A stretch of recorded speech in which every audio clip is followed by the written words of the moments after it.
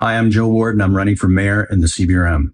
Now, one of the biggest topics right now are the new wastewater charges on our water bills. And some folks have their own wells, but are on municipal sewage connections, are getting a bill for the first time. I'm a candidate who spent almost 10 years talking about municipal issues, both in articles I've written and with my podcast. Now, my interest isn't something new right now because we're in the middle of a campaign. In fact, 9 months ago, I tried to explain what was happening with the water bills and address some of those issues. I want to tell you all what I think is the biggest problem with these changes. But first, I just want to make sure we're on the same page with what actually happened. So stick with me for just a minute. Now, until this year, every property owner paid 3.3 cents per $100 of their property's value on the tax bill to subsidize municipal sewage. Additionally, every property owner who had a municipal sewage connection paid 19.1 cents per $100 of their property's value, and that was to compensate for their use of the municipal sewage system.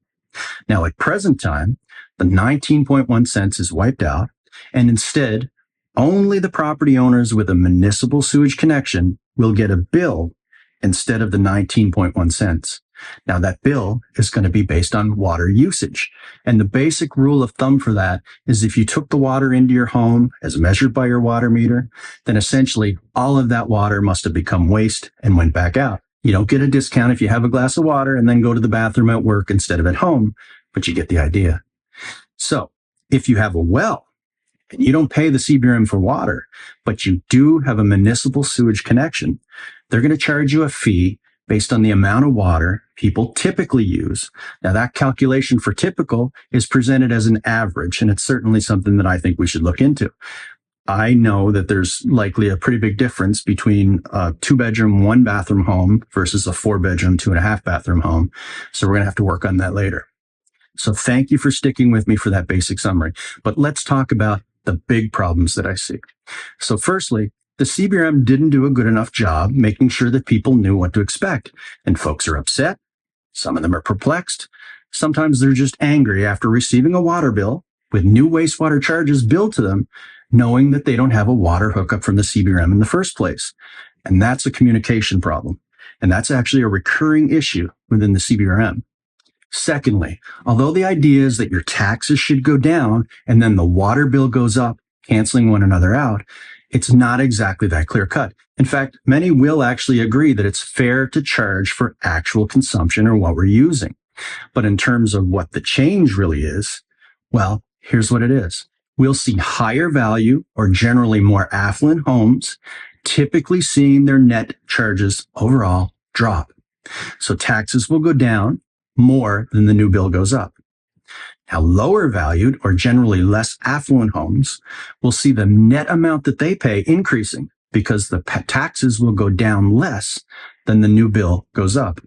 And there also should be a bunch of people in the middle too, but they're just going to see the new bill come in before they can figure out whether or not the taxes paid have actually dropped. And with inflation every year, it's hard to actually see that represented on the tax bill anyway. But finally, here's the biggest issue. The biggest issue is that the CBRM is making changes to a tax system that's broken.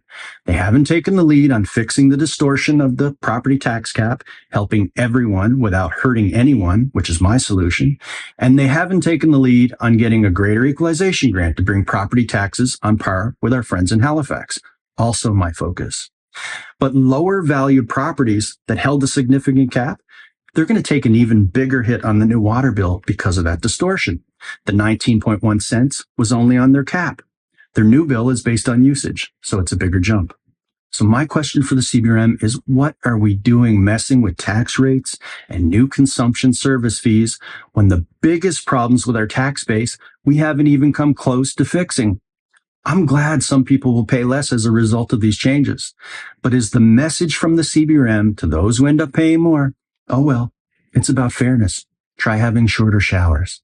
But we should also be somewhat aware of the precedent. So they can tell us they lowered our taxes when adding the new water bill. But what's to stop them from just increasing the tax rate again later? They'll increase the water rates over time, just like Nova Scotia Power does each year with our electric rates. And what's to stop a municipality who's desperate for more revenue from starting to look around for other things that they can make homeowners pay separately for stuff like having our garbage and recyclables picked up each week? I mean, what's to stop them other than electing me, Joe Ward, as your next mayor? We have to fix the entire tax system. It doesn't need a coat of paint. It needs an entirely new engine.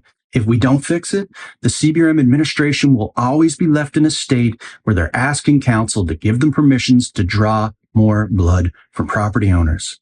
Now, I have a plan on how we can actually fix the tax system.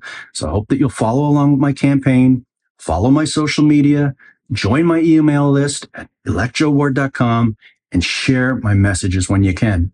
Just remember, I was talking about this 9 months ago. It's not something I'm pretending I'm interested in now because I need your vote to become mayor.